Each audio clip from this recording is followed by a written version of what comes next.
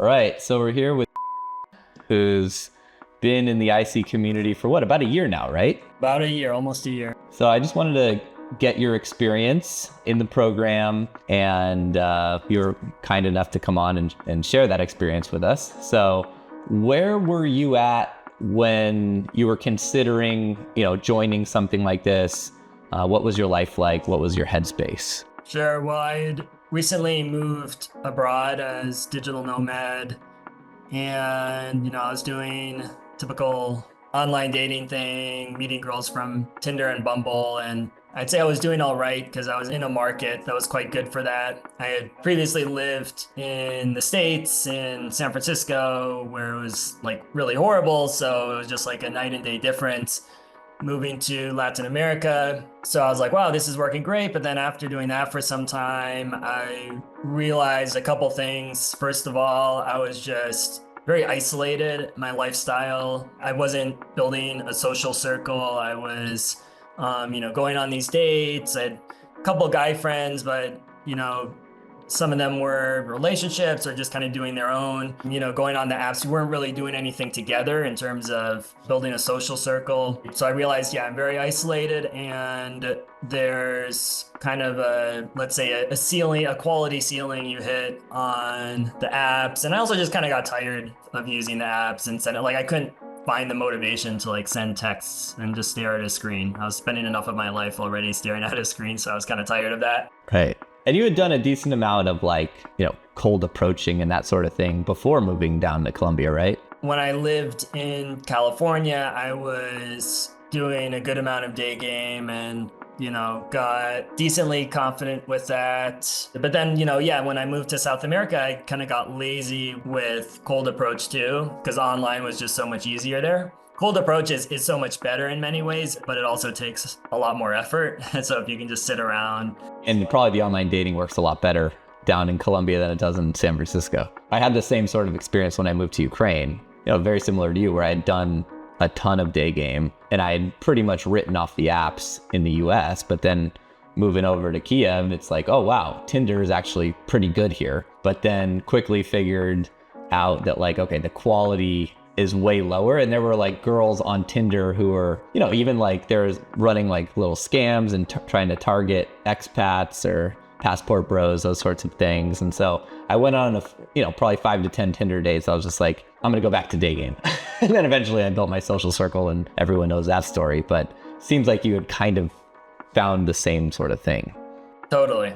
How did you find me and what kind of led you to join? At some point, I had stumbled across your podcast. And I think this was a while back when I was still living in California, and just kind of off and on from time to time, I would listen to an episode because I just thought it was good content. I thought it was interesting. At that point, I wasn't really thinking about joining the program. I wasn't prepared for that yet, I guess, or I didn't recognize the value yet. But after I moved abroad and realized, okay, I want to focus more on social circle, that's when it kind of clicked for me that IC made a lot of sense in my case.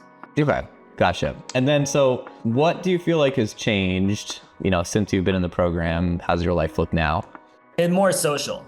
Yeah, it's become much more social. I've quit the apps at this point. I've also went from having basically zero Instagram presence. I mean, I had an Instagram account, but I never really did anything there, to having a decent profile, learning how to make reels, use CapCut, put out engaging content, engaging stories. I love that transformation from you specifically. I use you as a case study to new guys because there's so many guys with what do you call it? A friction or an aversion to social media.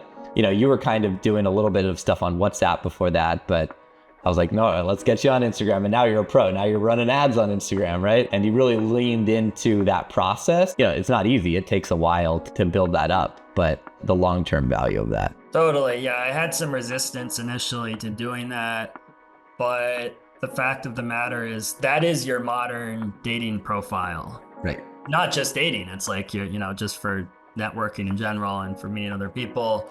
for giving a first impression. It's so much more conducive to playing the long game and this farming rather than hunting mindset. I was trying to break out of this just lone wolf hunting mindset where you meet a girl, maybe you have a great experience, but it's just like it's all just kind of disconnected from each other. There's no kind of long-term return on your investment. You're not growing something like a social circle. You're not building something. You're kind of starting from scratch each time. Totally. Whereas social circle, you have a much greater return. You're building something that is just more positive sum for everybody involved. It was kind of a leap for me because I am like a pretty introverted guy, but I realized like, yeah, this is what I want to do, both to improve my dating life, but also just meet other guys and just improve my lifestyle. Yeah, I love you've kind of been one of the most active guys in the group to really like rally the other guys and to build stuff. Like you kind of recruited 3 guys down to Colombia. I mean, you guys lived together for a few months and had a great time running events and meeting people and growing the circle down there. And that was such a catalyst and a case study for other guys in the group to kind of do the same thing. That's what I feel like where the real magic in the group is. It's not like all the dating stuff or the tactics into this. It's like, no, you connect with the right guys who are at your level, at your vibe, and then you guys have an awesome time doing all the things together. And it's really those relationships with the men that lead to the awesome, love relationships down the road, I guess you could say.